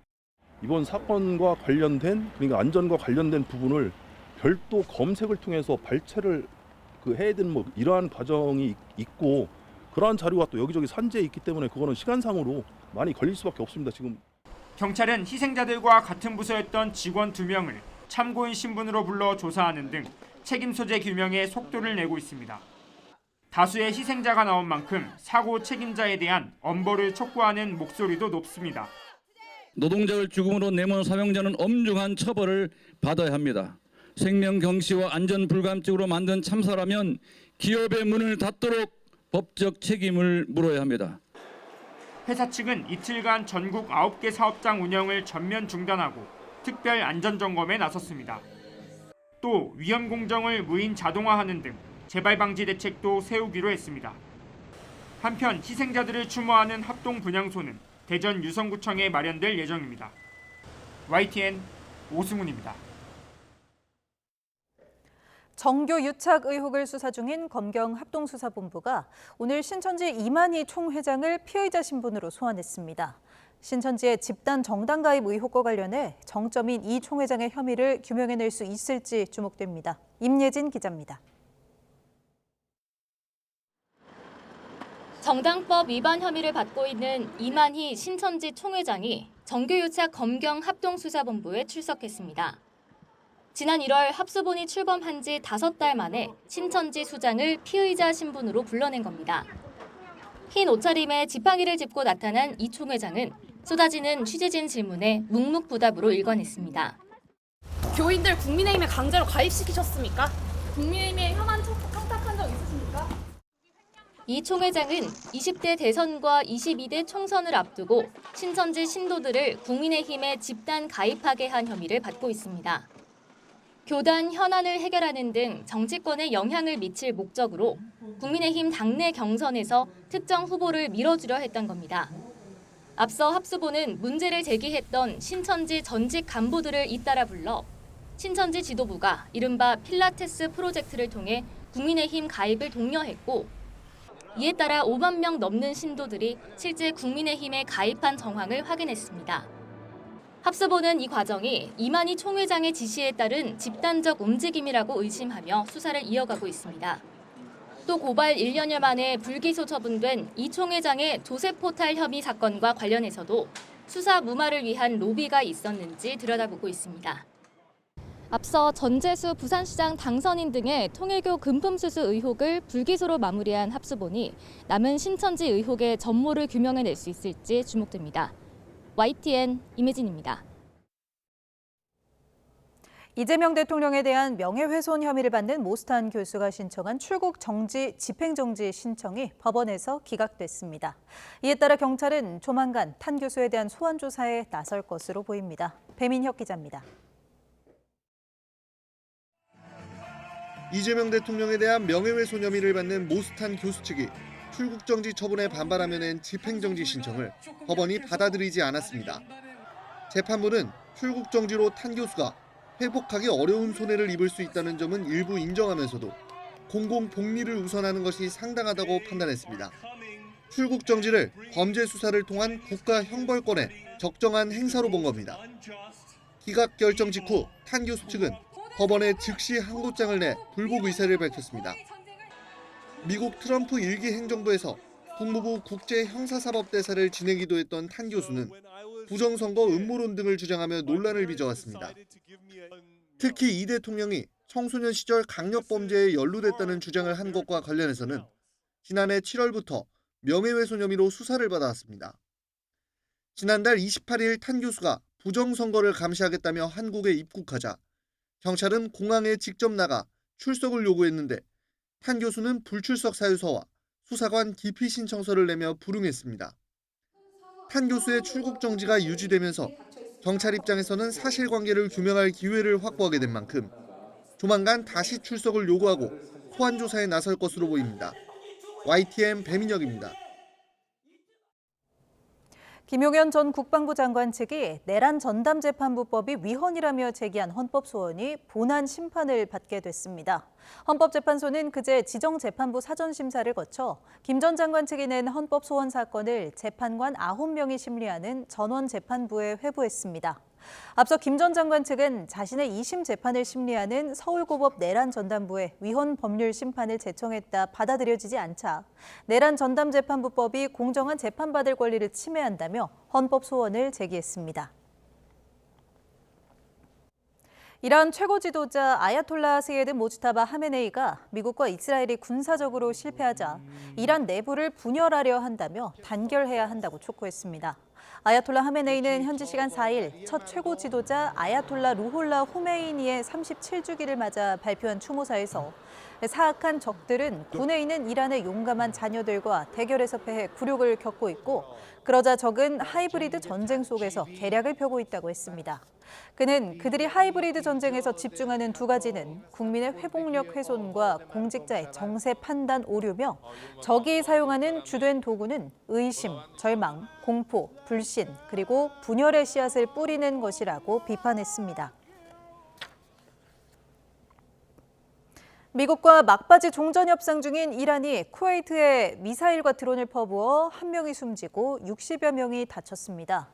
최근 미군 공격에 대한 보복 조치라며 정당성을 강조해 중동 지역 긴장감이 다시 커지고 있습니다. 정유신 기자의 보도입니다. 폭발음과 함께 불꽃이 건물 주변으로 쏟아집니다. 공습에 놀란 차량들이 급히 대피하기도 합니다. 공항 내부엔 불길과 함께 흰 연기가 자욱합니다. 현지 시간 3일 이란이 쿠웨이트 국제공항을 겨냥해 탄도미사일과 드론 수십 발을 퍼부었습니다. 쿠웨이트 당국은 공항 시설에 상당한 피해와 함께 인도 국적 1명이 숨지고 60여 명이 다쳤다고 밝혔습니다. 지난 4월 휴전 이후 이란의 공격으로 걸프 국가에서 발생한 첫 사망자입니다. 쿠웨이트 항공당국은 한때 항공편 운항을 중단하고 대체 공항으로 회항시켰습니다. 쿠웨이트와 국경을 맞댄 바레인도 이란에서 날아온 미사일 3기와 드론 여러 개를 격추했다고 밝혔습니다. 이란은 최근 미국의 잇따른 공격에 대응하는 보복 조치라고 주장했습니다. 앞서 이슬람 혁명수비대는 이란 유조선과 개심섬 통신탑을 겨냥한 미군의 공격에 대응해 쿠웨이트의 미 공군기지 등을 공격했다고 밝혔습니다. 미국과 종전협상에 참여하는 아바스 아라거치 이란 외무장관은 미국이 민간 선박을 공격하고 휴전을 위반해 좌의적 공격을 수행하고 있다며 쿠웨이트 공습을 정당화했습니다. 이란 최고 지도자 하메네이의 군사고문 모우센 레자이는 모든 총격과 공격에 미사일과 드론 세례로 대응한다고 밝혔습니다. 이에 대해 쿠웨이트 외무부는 이란 주장은 아무런 근거가 없다며 이란 대사 대리를 조치하고 이란 외교관 2명에 대해 출국 명령했습니다. 이스라엘과 헤즈볼라 교전이 여전한 상황 속에 이란과 군사 충돌이 중동 국가로 확산하면서 종전 협상은 갈수록 꼬여가는 모양새입니다. YTN 정신입니다. 이번 서울시장 선거에서 대역전극을 펼친 국민의힘 오세훈 후보는 최초로 5선 시장에 올랐습니다. 이른바 명픽으로 불렸던 더불어민주당 정원호 후보는 개표 초반 승기를 잡는 듯 했지만 초접전 끝에 고배를 마셨습니다. 보도에 김희준 기자입니다. 피말리는 접전 끝에 대역전의 드라마를 쓴 국민의힘 오세훈 당선인. 헌정사상 처음 5선 서울시장에 등극했습니다. 개표 초반 2위를 달렸지만 초박빙 승부 끝에 약 1%포인트 차이, 5만여 표 격차로 승리를 거머쥐었습니다. 당선 일성은 상식의 승리였습니다. 견제와 균형이라는 민주주의의 대원칙을 다시 한번 확고하게 세워주셨습니다. 대한민국이 한쪽으로 완전히 기울어지지 않도록 서울을 민주주의의 마지막 안전판으로 남겨주셨습니다. 오 시장은 당선 소감에서 정부 여당이 추진하는 공소 취소 특검을 향한 비판도 이어갔습니다. 혹시 민주당이 통과를 시키더라도 대통령께서 거부권을 행사하시는 것이 국민들께 대한 도리라고 저는 생각을 하고요. 반면 삼선의 성동구청장 출신으로 서울시장에 첫 도전한 민주당 정원호 후보는 개표 막판 격차가 벌어지자 석패를 인정했습니다. 이른바 명픽으로 선거 기간 내내 승기를 잡은 듯 했지만 과거 폭행 논란과 서울시장 경험 부족이라는 공세가 발목을 잡았습니다. 시민 여러분의 선택을 무겁고 겸허히 받들겠습니다. 제가 부족했습니다. 모든 것이 제 탓입니다. 2006년 서울시장에 입성한 뒤 정치적 부침을 딛고 5선의 역사를 쓴 오세훈 시장. 광역급행철도 GTX 철근 누락과 더소문 고가차도 붕괴 사고 등 악재를 벗어나 한강벨트를 중심으로 한 보수층 결집에 성공했다는 평가입니다. YTN 김희준입니다. 6.3 재보궐선거의 최대 승자로 3파전을 뚫고 입성한 무소속 한동훈 후보를 꼽는 사람이 많습니다. 싫든 좋든 윤석열 전 대통령과의 관계에서 벗어나 대중 정치인으로서 성공적인 첫 발을 내디뎠고 향후 보수 진영의 정계 개편에서도 핵심적인 역할을 할 것으로 보입니다. 박순표 기자의 보도입니다. 한동훈 후보의 당선이 확정되는 순간 지지자들의 환호와 박수가 이어집니다. 지역 발전의 공약을 지키고 이재명 정부를 견제하겠다며 유권자들에게 다시 허리를 굽혔습니다. 민심만 보고 가는 정치인이 되겠습니다. 고맙습니다. 한동훈 후보의 국회 입성은 정치적 동지든 적대적 관계든 윤석열이라는 그늘에서 벗어났다는 점에서 우선 의미가 있습니다. 법무부 장관과 집권 여당 대표를 지냈지만 그동안은 스스로 만든 기회라기보다는 정치적 반사 이익에 가까웠습니다. 하지만 탄핵과 조기 대선을 거치고 연고도 없는 지역구에서 승리하면서 독자적 정치 기반을 만들어냈습니다. 보수가 퇴행하는 걱정을 극복해내고 보수를 재건하라라는 국민의 명령이 분명히 담겨 있었다라고 생각합니다. 정치공학적 측면에서도 영남 지역구의 서울 출신 의원이라는 점도 외연 확장 차원에서 강점입니다. 때문에 국민의힘 장동혁 대표의 거취와 무관하게 야권발 정계 개편에서 중심 역할을 할 가능성이 큽니다. 그러나 꽃길만 기다리는 건 아닙니다. 우선 친윤이라는 정치적 적대 세력이 건재한 상황에서 국민의힘 복당 문제를 매끄럽게 풀어내야 합니다. 시간이 길어지거나 불협화음이 커지면 정치적 타격이 불가피합니다. 국민의힘으로 돌아가더라도 초선 의원이라는 한계를 넘어 정치적 기반을 확장하는 일도 생각보다 만만한 과정이 아닙니다. 결국 한동훈 후보의 당선은 의미 있지만 정치인으로서 2라운드 초대장에 불과하다는 냉철한 평가가 함께 나오는 것도 이런 이유 때문입니다. YTN 박순표입니다. 대구는 개표 막판까지 접전이 펼쳐진 끝에 국민의힘 추경호 후보가 신승을 거뒀습니다. 경북에서는 3선에 도전하는 국민의힘 이철우 후보가 일찌감치 경쟁자를 따돌리고 낙승했습니다. 이윤재 기자가 보도합니다. 개표율 40% 언저리에서 머물던 새벽 1시쯤 2위 국민의힘 추경호 대구시장 후보가 더불어민주당 김부겸 후보를 제치고 1위로 올라서는 순간 환호성이 터져 나왔습니다.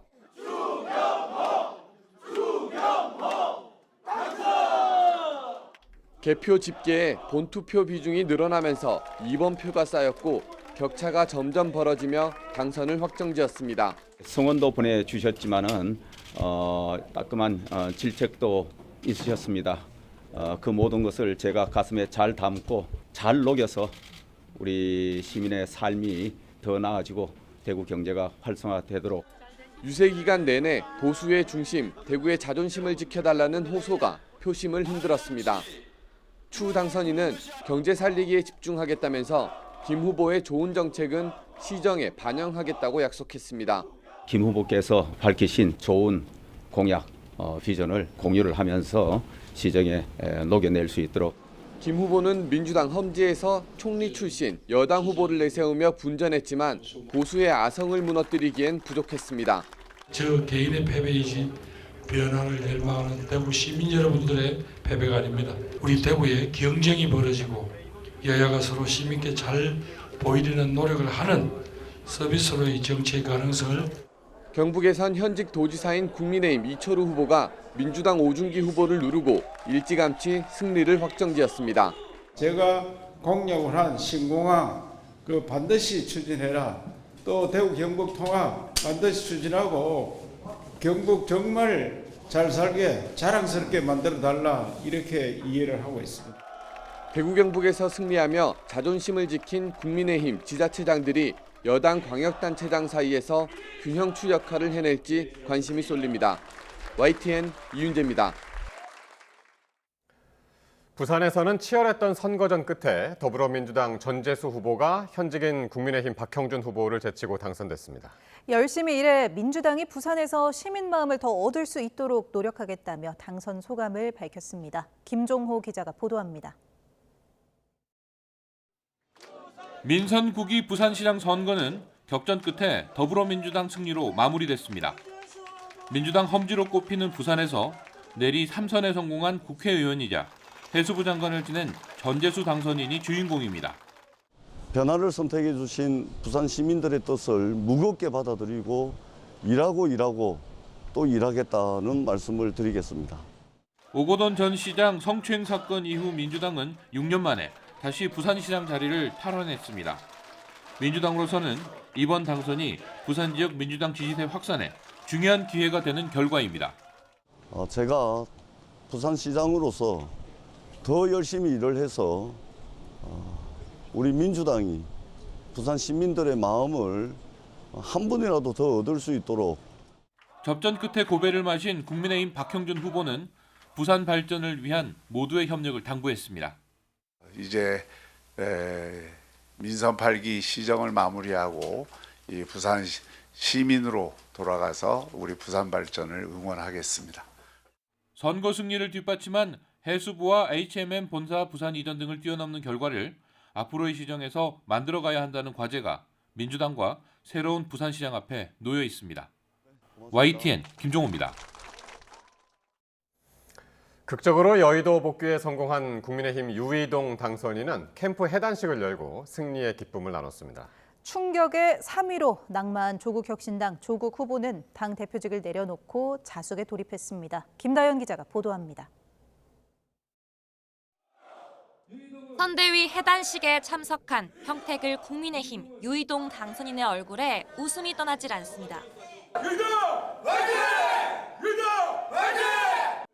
5파전, 특히 범여권 진흙탕 싸움 속에 마음 졸였던 만큼 기쁨도 2배. 참으로 잔인한 5월이었다며 수도권 4선 무게를 가벼이 여기지 않고 초심으로 봉사하겠다고 다짐했습니다. 이렇게 달콤하고 동시에 무겁게 다가오는 그런 행사이긴 처음인 것 같습니다. 당 안팎에선 유이동 역할론이 커지고 있습니다. 신유승민계로 표현되는 개혁보수 이미지에 과거 정책위 의장과 여의도 연구원장을 지낸 경험, 신한동훈계와 접점까지 갖춘 만큼 원내대표 출마설이 힘을 받는 건데 일단 본인은 말을 아낍니다. 개인적인 역량이 아주 뛰어나거나 이래서 선거 승리를 했다기보다는 최소한의 견제가 필요하다는 차원에서 선택을 해주신 거기 때문에 일단 그 부분부터 정리하는 게 맞는 것 같습니다. 유이동 당선인이 장밋빛 꿈을 꾸는 사이 범여권은 혹독한 청구서를 받아들었습니다. 이번 평택을 재선거에서 민주당과 조국혁신당의 득표율 합은 56.01%. 민주당은 우군끼리 경쟁하다 남 좋은 일만 시켰다며 후회 막심입니다. 같은 색깔의 후보 간 경쟁이 다른 정당에게 어부지리를 주는 그런 양상이 돼버린 것 같습니다. 매우 안타깝습니다. 충격의 3위, 조국 후보는 당대표직 사퇴로 패배 책임을 짊어졌습니다. 광복절 특별 사면 이후 전당대회에서 뽑힌 지 반년 만입니다. SNS에 일출 사진을 올렸다 지운 조 대표는 자신이 부족했다며 담금질하면서 다음을 준비하겠다고 밝혔습니다. 민주당 간판을 달고 충격패한 김용남 후보도 앞으로 어떤 모습으로 보답할 수 있을지 차분히 고민하겠다고 메시지를 냈습니다. 이번 평택을 싸움은 개개인의 여의도 입성 여부를 넘어 정치적 재기와 후퇴, 크게는 정치 지형까지 좌우할 상징적인 승부로 남게 됐습니다. YTN 김다연입니다. 더불어민주당 지도부가 이번 지방선거를 큰 승리로 규정한 것을 두고 당내에서는 비판이 쏟아지고 있습니다. 정청래 대표를 향한 책임론도 제기되는 등 사실상 당권 투쟁의 서막이 오르고 있습니다. 황보혜경 기자입니다. 선거 전 구체적인 승리 기준을 밝히지 않았던 민주당은 12대 4라는 성적표를 받아들자 이를 큰 승리라고 자평했습니다.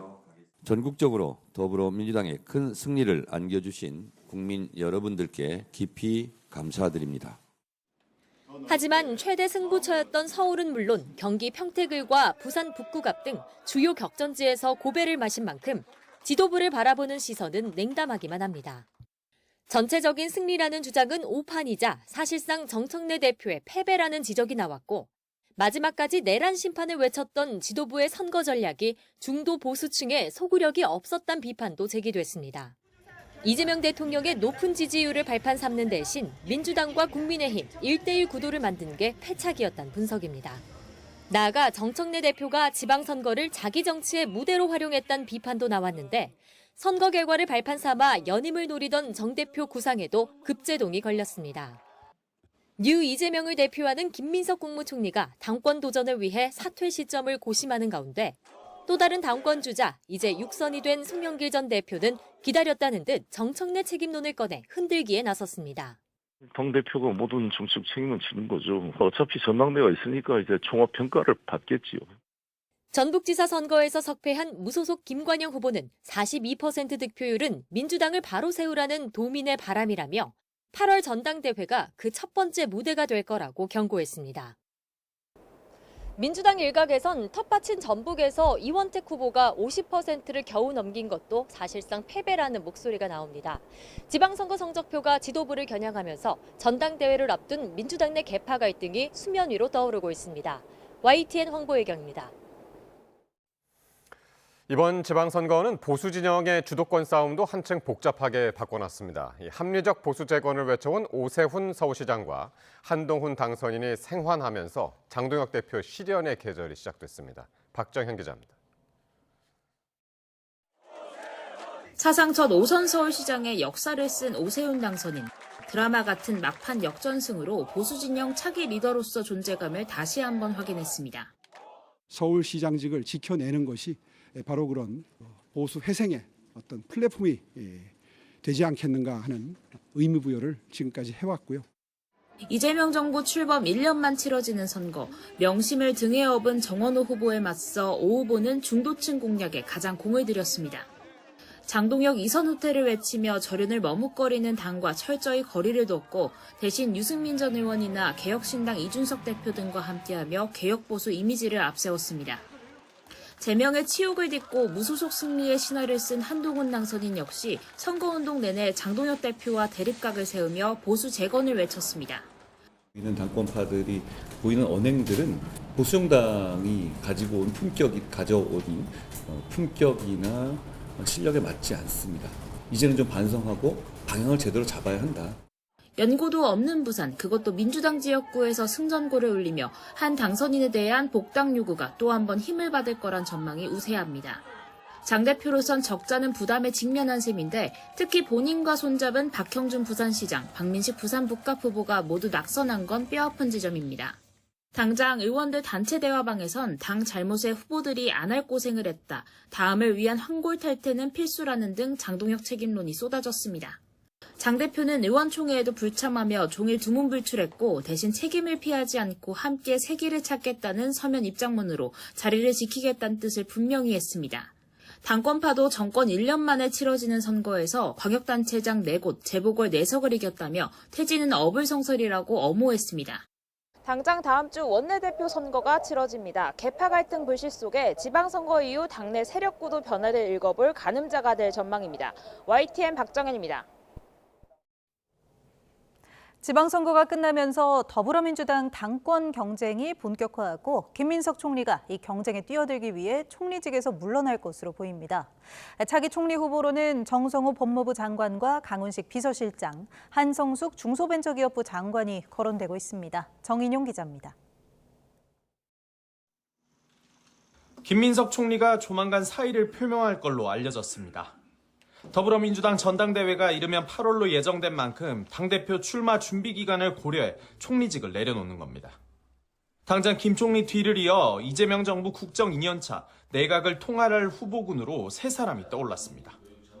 친 이재명계의 좌장이자 이 대통령이 하루 전 직접 SNS 개설을 홍보하기도 한 정성호 법무부 장관이 우선 거론되고 있습니다. 대통령 전략경제협력특사로 역할을 인정받은 강훈식 비서실장과 한성숙 중소벤처기업부 장관도 유력 후보로 물망에 올랐습니다. 한 장관의 경우 중소기업과 소상공인 정책을 지휘하며 신임을 얻었는데 차기 총리로 지명되면 한명숙 전 총리 이후 첫 여성 총리로 이름을 올리게 됩니다. 후임 발표는 이르면 이번 주 안에 이뤄질 가능성도 있는 것으로 전해졌습니다. 여권 관계자는 세 사람 중에 한 명을 놓고 이 대통령이 고심 중인 걸로 안다면서도 아직 확정되진 않았다고 기류를 전했습니다. 다만 지방선거 결과를 면밀히 분석하고 내각 개편의 방향이나 시점을 재검토할 거란 관측도 나오는 만큼 차기 총리 향방을 지켜봐야 한다는 시각도 있습니다. YTN 정인용입니다. 김민석 국무총리 후임으로 강훈식 대통령 비서실장, 정성호 법무부 장관, 한성숙 중소벤처기업부 장관 등이 물망에 오른 것으로 알려진 가운데 청와대는 이와 관련한 구체적인 언급을 자제했습니다. 강효정 수석 대변인은 브리핑에서 개각이나 인사에 대해 아직 정해진 바는 없다고 밝히며 이번 지방선거 결과로 나타난 민심을 바탕으로 국정 전반을 돌아보고 필요한 부분이 있다면 변화에 대해서도 고민해 볼 수 있다고 설명했습니다. 일부 언론에선 청와대가 이르면 내일 신임 총리를 발표할 수 있다고 보도했는데 청와대는 인선이나 발표 시점과 관련해 결정된 사항은 없다고 재차 강조했습니다. 이번 9회 지방선거 투표율은 61%로 잠정 집계돼 1995년 1회 선거 이후 최고치를 기록했습니다. 격전지를 중심으로 지지층이 강하게 결집하면서 투표율을 끌어올렸다는 분석입니다. 고한석 기자가 보도합니다. 제9회 6.3 지방선거의 투표율이 61%를 기록했습니다. 1995년 1회 지방선거 68.4% 이후 최고치입니다. 직전 2022년 지방선거 투표율보다는 10.1%포인트나 높습니다. 사전투표율이 역대 최고를 기록한 데 이어 본투표 날에도 분산 효과 없이 열기가 이어졌습니다. 가장 높은 투표율을 나타낸 곳은 광주와 통합한 전남을 제외한다면 강원도로 64.5%를 기록했습니다. 서울도 63.6%를 나타내며 전국 평균을 웃돌았습니다. 반면 승패 전망이 일찌감치 갈린 제주와 경기, 인천 투표율은 상대적으로 낮았습니다. 국회의원 재보궐선거와 거물급 매치가 맞물린 격전지들이 전체 투표율 상승을 견인했습니다. 특히 이번 선거 최대 승부처로 꼽힌 부산, 경남 등 PK 지역의 투표 열기가 뜨거웠습니다. 최종 투표율은 부산 61.1%, 경남 64.4% 등으로 지난 지방선거에 비해 10%포인트 안팎 급등했습니다. 거물급 후보가 맞붙은 부산 북갑은 70%를 넘어 부산 내에서 압도적 1위를 차지했습니다. 사전투표에서 전국 최저치를 기록했던 대구 역시 본투표 날 유권자가 대거 몰리며 최종 64.2%로 역대 최고치를 갈아치웠습니다. 정치권에서는 국정 안정론을 앞세운 여권 지지층과 정권 심판론을 내세운 야권 지지층이 동시에 결집하면서 역대급 투표율이 나온 것으로 분석합니다. YTN 권석입니다. 지방선거 역대 두 번째로 높은 투표율에도 불구하고 투표용지 부족 사태로 인해 그 의미가 퇴색됐다는 지적이 나오는데요. 서울 잠실에 있는 투표소에서는 시민들이 투표함 반출을 막아서며 이례적인 대치가 이어지고 있습니다. 김승환 기자가 보도합니다. 평소라면 한산했을 서울 잠실 아파트 단지 앞이 인파 수백 명으로 가득합니다. 개표 중단과 선거 무효를 요구하는 사람들이 몰리면서 투표함 반출이 막혔습니다. 이곳을 비롯해 일부 투표소에서 투표용지가 부족해 유권자들이 정해진 시간 안에 투표를 못한 게 사건의 발단입니다. 선관위는 이 사태가 14곳 투표소에서 벌어졌다고 밝혔는데 상당수가 보수 강세 지역이라는 점이 논란을 키웠습니다. 특정 성향 유권자의 투표를 어렵게 하려는 의도가 있었던 거 아니냐는 주장까지 나온 이유입니다. 투표용지를 배정된 인원만큼 갖춰놓지 않았으면 투표를 못하게 하려는 의도로밖에. 지난 2022년 인천에서도 8시간 동안 투표함 이송이 막혔던 적이 있습니다. 당시에는 온라인을 중심으로 제기된 부정선거 의혹이 발단이었다면 이번에는 사상 초유의 투표용지 부족이 불신의 출발점이 됐다는 점에서 차이가 있습니다. SNS나 라이브 방송 등 실시간 정보 공유를 통해 집단 행동이 빠르게 이어졌다는 점도 눈에 띕니다.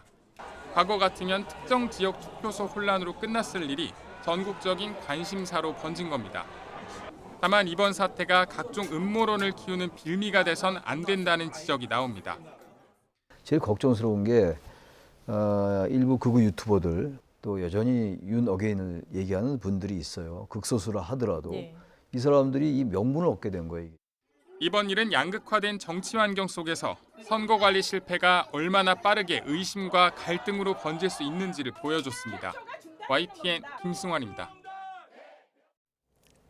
투표용지 부족 사태로 선거관리위원회의 책임론이 불거지는 가운데 일부 극우 유튜버를 중심으로는 부정선거 음모론이 다시 고개를 들고 있습니다. 그러나 부정선거 의혹은 법원에서 여러 차례 실체가 없는 것으로 확인됐습니다. 조경원 기자입니다. 사상 초유의 투표용지 부족 사태는 부정선거 음모론의 불씨를 다시 지폈습니다. 자유와 혁신 황교안 대표와 유튜버 전한길 씨 등은 물론 일부 시민들까지 부정선거 가능성을 주장했습니다. 부정선거 완창무효! 부정선거 완창무효! 하지만 이 같은 부정선거 음모론에 대해 법원은 이미 여러 차례 실체가 없다고 판단했습니다. 먼저 지난해 윤석열 전 대통령 측이 탄핵 심판에서 부정선거의 증거라고 내세운 투표지 사건은 이미 대법원이 기각했습니다. 당시 재판부는 재검표를 실시한 결과 부정선거 주체나 방법을 구체적으로 밝혀야 할 증명 책임을 따르지 않고 막연한 의혹만 제기하고 있다고 지적했습니다.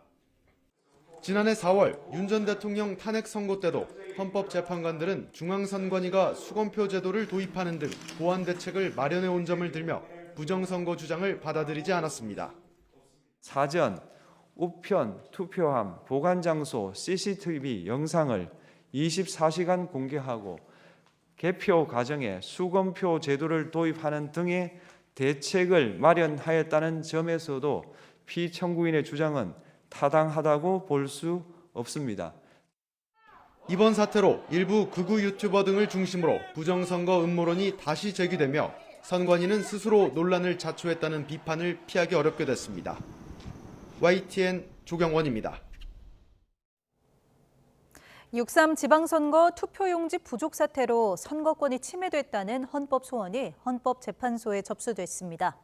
헌재는 오늘 중앙선거관리위원회를 상대로 한 제9회 전국 동시지방선거 선거일 투표용지 부족 위헌 확인 사건을 접수했습니다. 오는 8일에는 윤석열 전 대통령의 탄핵 심판 변호인을 맡았던 도태우 변호사 또한 헌재에 투표용지 부족 사태 관련 헌법 소원과 가처분을 낼 계획이라고 밝혔습니다. 삼성전자 최대 노조인 삼성그룹 초기업 노동조합 삼성지부가 조합원 감소로 과반 노조 지위를 상실했습니다.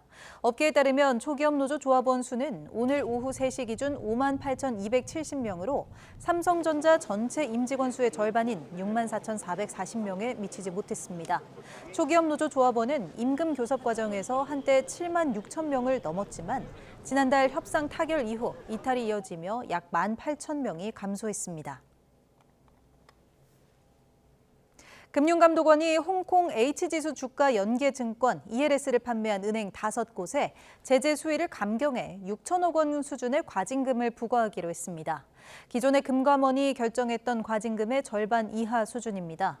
금감원은 오늘 오전 임시제재심의위원회를 열고 KB, 신한, 하나, NH농협, SC제일 등 5곳의 합산 과징금을 6천억 원 수준으로 결정했습니다.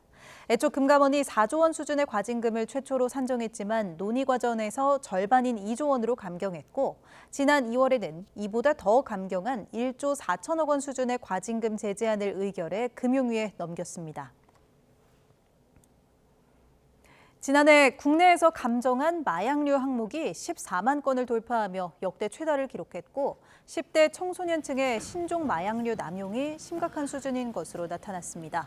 행정안전부 국립과학수사연구원이 발간한 마약류 감정 백서 2025를 보면 지난해 마약류 감정 종수는 모두 14만여 건으로 기존 최다 기록이었던 지난 2023년 때보다 10%가량 증가했습니다.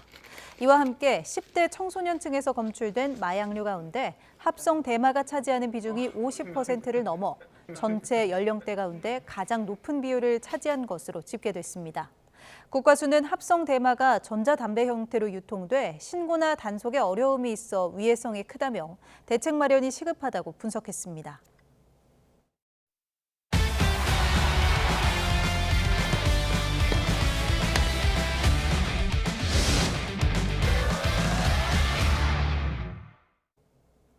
요즘 잠잠했던 홈런 선두 김도영 선수가 이틀 연속 시원한 아치를 그렸습니다.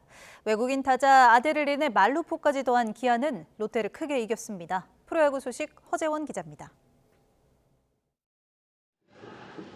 기아가 1대 0으로 앞선 4회 말 선두 타자로 들어선 김도영이 박세웅의 직구를 힘차게 받아칩니다. 125m를 날아가 왼쪽 담장을 훌쩍 넘어가는 김도영의 시즌 16번째 홈런입니다. 최근 홈런이 주춤했던 김도영은 2경기 연속 시원한 아치를 그리며 홈런 선두 자리를 지켰습니다. 김도영의 홈런을 시작으로 4회에만 넉 점을 더하며 승기를 잡은 기아는 5회 아데를린의 말루 홈런으로 일찌감치 승부를 결정지었습니다. 아데를린은 5회 말 노아웃 말루 기회에서 박세진의 체인지업을 받아쳐 왼쪽 담장을 넘어가는 그랜드 슬램을 쏘아 올렸습니다. 부상 대체 선수로 6주간 기아와 계약한 아데를린은 25경기에서 10개의 홈런을 쳐내며 무시무시한 장타력을 뽐내고 있습니다. 새로 영입한 아시아 쿼터 투수 시라카와의 5이닝 무실점 호투까지 더한 기아는 롯데를 10대 0으로 크게 이겼습니다. 2년 전 두산과 재계약에 실패했던 시라카와는 650일 만에 돌아온 KBO 무대에서 첫 승리를 따내며 올 시즌 활약을 예고했습니다. 1, 2위가 맞붙은 수원에서는 선두 LG가 2위 KT의 짜릿한 역전승을 거두고 선두 자리를 지켰습니다. LG는 한 점 차로 끌려가던 7회 홍창기와 박혜민의 연속 적시타 등을 묶어 넉 점을 뽑아내며 승부를 뒤집었고 9회 마무리 손주영이 2점의 리드를 지켜냈습니다. 구창모와 원태인, 토종 에이스 대결이 펼쳐진 대구 경기에서는 박건우와 박민우의 홈런포를 앞세운 NC가 삼성을 6대 3으로 꺾고 2연승을 달렸습니다. YTN 허정원입니다. 프로축구 김천에서 뛰는 김주찬이 5월 K리그 이달의 골 수상자로 선정됐습니다. 김주찬은 안양과의 14라운드 경기에서 후반 25분 환상적인 가마차기로 상대의 골문을 갈랐습니다. 이 골로 함께 후보에 오른 안양의 마테우스를 제치고 수상자로 뽑혔습니다. 세계 태권도 연맹 조정원 총재가 바티칸에서 교황 레오 14세를 예방하고 태권도 최고 영예인 명예 10단증을 전달했습니다. 이번 접견은 로마에서 잇따라 열리는 월드 파라 태권도 그랑프리와 월드 태권도 그랑프리를 앞두고 이루어졌습니다. 이번 예방에는 특별히 요르단 난민 캠프에서 태어난 시리아 청소년 난민 태권도 선수 7명도 함께했습니다. 교황 레오 14세는 세계 태권도 연맹과 태권도 박애재단이 난민과 강제 이주민을 위해 펼쳐온 활동에 깊은 감사를 표하며 난민 캠프 출신 어린 선수들을 직접 만나 기쁘다고 말했습니다. 또 세계 태권도 연맹 시범단은 로마의 대표적인 관광 명소인 스페인 광장에서 특별 공연을 펼쳐 관객 수천 명으로부터 뜨거운 호응을 이끌어냈습니다.